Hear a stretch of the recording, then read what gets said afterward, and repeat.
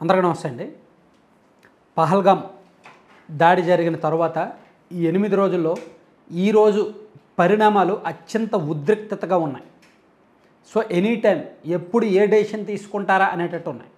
ఇన్నాళ్ళు పాకిస్తాన్ మాటలతో రెచ్చగొట్టింది భారతదేశాన్ని, ప్లస్ వాళ్ళ చేతలతో రెచ్చగొట్టారు. నియంత్రణ రేఖ వెంబడి అంటే ఎల్ఓసి దగ్గర వరుసగా 5 రోజుల పాటు పాక్ సైన్యం చిన్నపాటి కాల్పులు, కొద్దిపాటి కాల్పులు జరుపుతూ కవ్విస్తూనే ఉన్నారు. మరోవైపు పాకిస్తాన్కు చెందిన మంత్రులు, కీలక శాఖలు, విదేశాంగ శాఖ అండ్ రక్షణ శాఖ నిర్వహిస్తున్న కీలక మంత్రులు తరచూ వ్యాఖ్యలు చేస్తూనే ఉన్నారు రెచ్చగొట్టేలాగా. అలాగే పాకిస్తాన్లో కొంతమంది ప్రముఖులు కూడా తరచూ రెచ్చగొట్టేలా వ్యాఖ్యలు చేస్తూనే ఉన్నారు.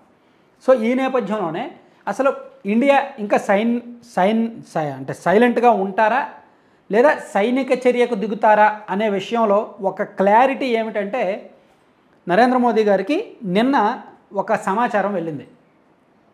ఎక్కడెక్కడ ఉగ్రవాద శిబిరాలు ఉన్నాయి, పీఓకేలో పాక్ ఆక్యుపైడ్ కాశ్మీర్లో దాదాపుగా 42 చోట్ల ఉగ్రవాద శిబిరాలు ఉన్నట్టు పక్కా సమాచారం వెళ్ళింది. అందులో 130 మంది ఉగ్రవాదులు ఉన్నారు, వాళ్ళు నెమ్మదిగా పాకిస్తాన్ వైపు వెళ్ళిపోతున్నారు అని. మరోవైపు ఈ ఎల్ఓసి దగ్గర కూడా సరిహద్దుల్లో కూడా అక్కడక్కడ ఉగ్రవాద స్థావరాలు ఉన్నాయి. మొత్తం మీద దాదాపుగా 250 నుంచి 300 మంది ఉగ్రవాదులు భారత్కు ముప్పుగానే ఉన్నారు.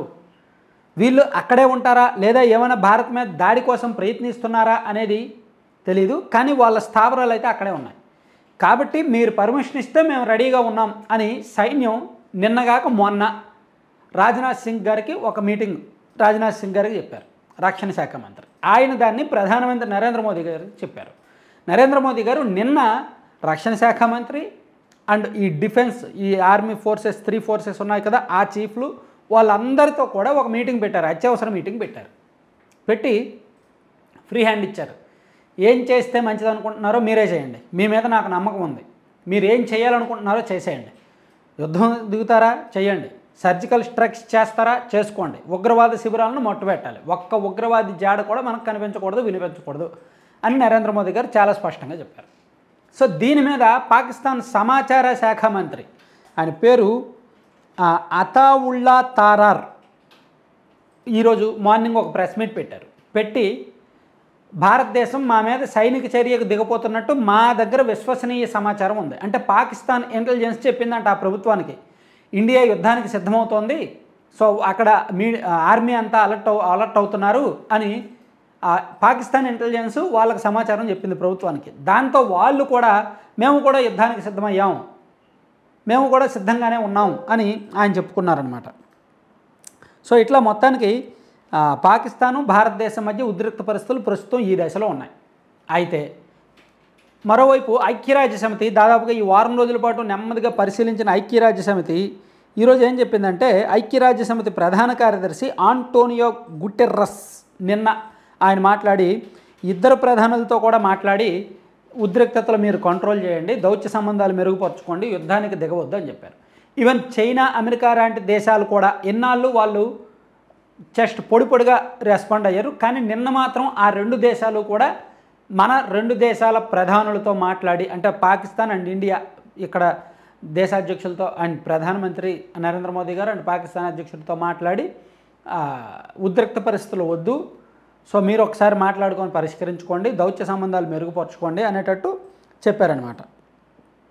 సో దీని మీద ఏం జరుగుద్దా అనే ఉత్కంఠ ఉంది. అంటే భారతదేశానికి డిమాండ్ ఒకటే, ఎక్కడెక్కడైతే ఉగ్రవాదులు ఉన్నారో మా టార్గెట్ పాకిస్తాన్ కాదు, మా టార్గెట్ ఉగ్రవాదం మాత్రమే. ఉగ్రవాదులు ఎక్కడున్నారో వాళ్ళని మేము టార్గెట్ చేస్తాం, మాకు ఆ స్వేచ్ఛ కావాలి.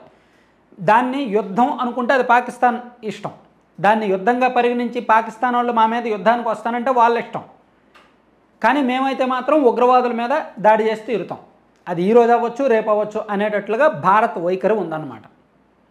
సో చాలా క్లారిటీగా ఉంది కదా. సో ఇక్కడ ఉగ్రవాదుల్ని హతం చేయడానికి దిగుతారు ఎనీ టైం, ఈ రోజు నైటా రేపు నైటా. ఎందుకంటే ఈరోజు మధ్యాహ్నం మేబీ ఈ వీడియో చూసే టైంకే నరేంద్ర మోదీ గారు మరోసారి అర్జెంట్ మీటింగ్ ఒకటి ఉంది, అత్యవసర మీటింగ్ ఒకటి ఉంది. ఆ మీటింగ్లో కొన్ని కీ డెసిషన్స్ తీసుకుంటారు. ఈరోజు అర్ధరాత్ర లేదంటే రేపా లేదంటే ఈ 2-3 రోజుల్లో ఎనీ టైం కొన్ని గంటల వ్యవధిలోనే సర్జికల్ స్ట్రైక్స్ జరుగుతాయి అని అంటున్నారు. సో వాళ్ళ టార్గెట్ అంతా కూడా అక్కడ ఉగ్రవాదులను లేకుండా చేయడమే. సో అది జరిగితే పాకిస్తాన్ యుద్ధానికి వస్తుంది అనమాట. సో ఇట్లా ఏ క్షణం అంటే ఎప్పుడైనా ఏదైనా జరగవచ్చు అనేటట్టు ఉంది. యుద్ధం విషయంలో పూర్తిగా జరగదు అని చెప్పలేము. సో జరిగే అవకాశాలే మోర్ దెన్ 90% ఉన్నాయన్నమాట రెండు దేశాల మధ్య కూడా. Thank you.